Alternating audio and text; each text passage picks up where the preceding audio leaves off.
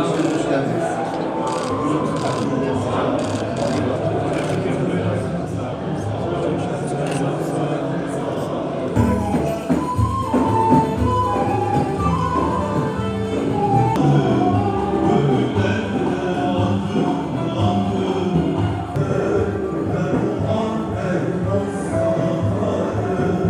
Bismillahirrahmanirrahim.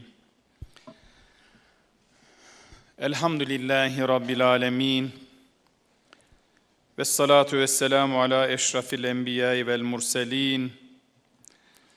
Seyyidina Muhammedin ve ala alihi ve ashabihi ecma'in.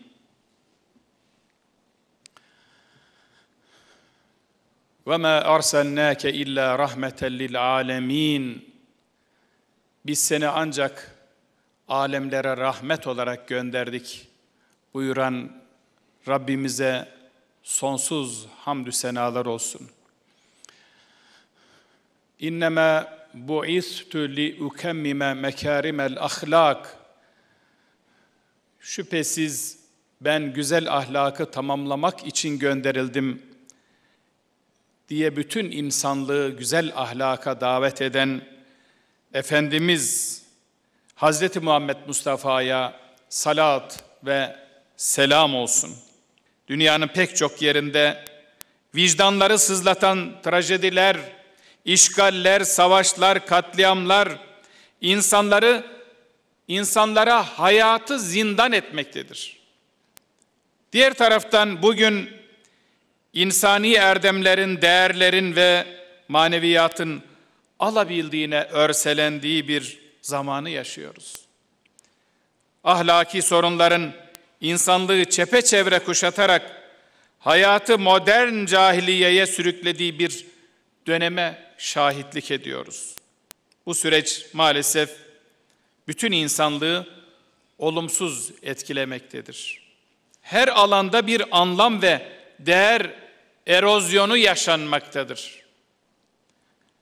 Ben Müslümanım diyen her fert, Peygamber Efendimizin Kur'an'la yoğrulan ahlakını, merhametle vücut bulan adaletini, liyakatle ayakta duran yönetim anlayışını ve insana insan olduğu için değer veren yaklaşımını hayatının vazgeçilmezi kılmak zorundadır.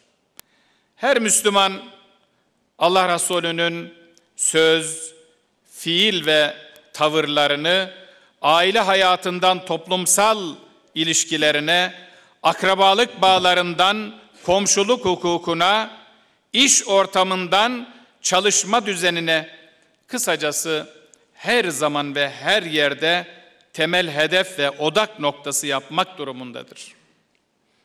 Müslümanlar sadece bireysel ahlakı değil, toplumsal vicdanı da Resulullah'ın örnekliğinde inşa etmek mecburiyetindedir. Zira onun hayatı, insanın varoluş gayesinin pratiğe dökülmüş, kemale ermiş halidir. Değerli kardeşlerim, bu sene Mevlid-i Nebi'yi bir hafta değil, bir yıl olarak ihya edeceğiz inşallah. Doğumunun 1500. yılında alemlere rahmet Hazreti Muhammed temasıyla kapsamlı ve derinlikli etkinliklerde ihya edeceğiz. Bir yıl boyunca Cumhurbaşkanımız Sayın Recep Tayyip Erdoğan'ın tensipleriyle Türkiye Cumhuriyeti Cumhurbaşkanlığı'nın himayesinde yurt içinde ve yurt dışında ulusal ve uluslararası çok çeşitli ve geniş katılımlı etkinlikler yapacağız inşallah. Amacımız veladetinin 1500. yıl dönümünde Peygamber Efendimizin rehberliğini yeniden hatırlatmak, çağlar üstü örnekliğini milletimizin her bir ferdine ulaştırmak ve onun getirdiklerini yaşanan değerler manzumesi olarak tüm insanlığa teklif etmektir. Bu ulvi amaç doğrultusunda planlanan bütün etkinlikleri Sayın Cumhurbaşkanımızın himayelerinde tüm kurum, kuruluş ve STK'larla işbirliği ve eşgüdüm halinde gerçekleştireceğiz inşallah. Yurt içinde ve yurt dışında yıl boyunca devam edecek tüm programlar, bakanlıklarla, bakanlıklara bağlı kurum ve kuruluşlarla, üniversitelerle, vakıf, dernek ve STK'larla, medya ve basın kuruluşlarıyla birlikte icra edilecektir. Bu kapsamda başta çocuklar, gençler ve aileler olmak üzere toplumun her kesimini kuşatıcı nitelikte programlar yapılacaktır. Eğitim seminerlerinden bilgi yarışmalarına, dini yayınlardan sanatsal sergilere, hatıra ormanlarından kan bağışı kampanyalarına kadar pek çok alanda yıl boyu sürecek etkinlikler gerçekleştirilecektir. Örneğin siyer temalı roman, hikaye, şiir, karikatür ve çizgi roman, kaligrafi, ebru, tezhip, hat gibi geleneksel sanatlar ile ilgili yarışmalarımız olacak. Peygamber sevdası, Peygamberimiz ve merhamet gibi temalarla fotoğraf sergilerimiz olacak. Camilerde ve şehirlerin merkezi yerlerinde Peygamber Efendimizin doğumunun 1500. yılına özel düzenli hadis derslerimiz olacak inşallah. Kimsesiz çocuklara, yaşlılara, engelli bireylere, mühtedilere ve özellikle cezaevlerindeki mahkumlara yönelik siyer eğitimlerimiz olacak. 81 ilde izci gençlerle birlikte 1500. yılında izciler Peygamber Efendimizin izinde temalı izcilik kamplarımız olacak. Daha pek çok farklı proje, program ve uygulamanın yer alacağı 1500. yıl etkinlikleri milletimizin, nesillerimizin ve tüm insanlığın Peygamber Efendimiz'i yakından tanımasına imkan sunacaktır. Değerli basın mensupları, kıymetli kardeşlerim, Mevlid-i Nebi haftasının açılış programını 3 Eylül Çarşamba günü Sayın Cumhurbaşkanımızın ev sahipliğinde Cumhurbaşkanlığı Külliyesi'nde yapacağız inşallah. Mevlid-i Nebi yılı kapsamında ele alacağımız önemli konulardan biri de Peygamberimiz ve aile ahlakı olacaktır. Peygamber Efendimiz'i anmaktan anlamaya şiarıyla büyük coşkuyla kutlana gelen Mevlid-i Nebi vesilesiyle Peygamberimizin örnek aile hayatının daha yakından tanınmasını hedefliyoruz. Biliyoruz ki aile insanın ilk mektebidir. Dünyaya gelen her insanın karakteri ailede şekillenmektedir. İnanç, kültür ve medeniyet değerleri ailede öğretilmektedir. Kişinin doğduğu andan itibaren ailede edindiği bilgiler onun yarınlarına ve istikbaline kılavuzluk etmektedir. Hatta ailede öğrenilenler gelecekte elde edilecek bilgilere de referans teşkil etmektedir.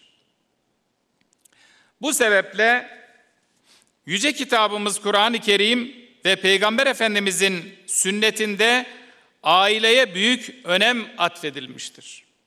Ailenin kuruluş aşamasından işleyişine, hukuki çevresinden ahlaki boyutuna, iletişim şeklinden muaşerat biçimine kadar aile kurumunun her alanıyla ilgili hükümler, ilkeler ve ölçüler ortaya konmuştur. Bütün ayrıntılarıyla aile kurumu dini, ahlaki ve hukuki bakımdan güvence altına alınmıştır. Ancak bugün aile kurumu pek çok tehditle karşı karşıyadır. kitle iletişim ağlarının etkisiyle dünya genelinde yaşanan hızlı değişim içerisinde maalesef fıtratı ve aileyi tehdit eden cahiliye adeti bir takım sapkın anlayış, yaklaşım ve uygulamalar öne çıkarılmaktadır. Bu noktada sosyal etkileşimin küresel boyutta ve çok hızlı bir şekilde gerçekleşmesine yol açan yeni medya unsurlarının rolüne dikkatlerinizi çekmek isterim. Bugün söz konusu unsurlar üzerinden sinsice yürütülen algı operasyonlarıyla duygu ve düşüncelerin kolaylıkla manipüle edildiği ve böylece insanın selim fıtratına aykırı tutumların yayılmaya çalışıldığı hepimizin malumlarıdır. Bu tür olumsuzluklar doğrudan ya da dolaylı bir şekilde en fazla da aile kurumunu etkilemektedir. Dolayısıyla günümüzde aileyi ve fıtratı koruma noktasında daha büyük bir hassasiyet ve gayrete ihtiyaç vardır. Şüphesiz sevgili Peygamberimizin getirdiği ve öğrettiği değerleri ailede egemen kıldığımızda huzuru, güveni, toplumsal kardeşliği ve milletçe daha iyi bir geleceği inşa etmiş olacağız inşallah. Bunun için daha büyük bir gayret ve özveriyle hep beraber çalışmaya devam edeceğiz.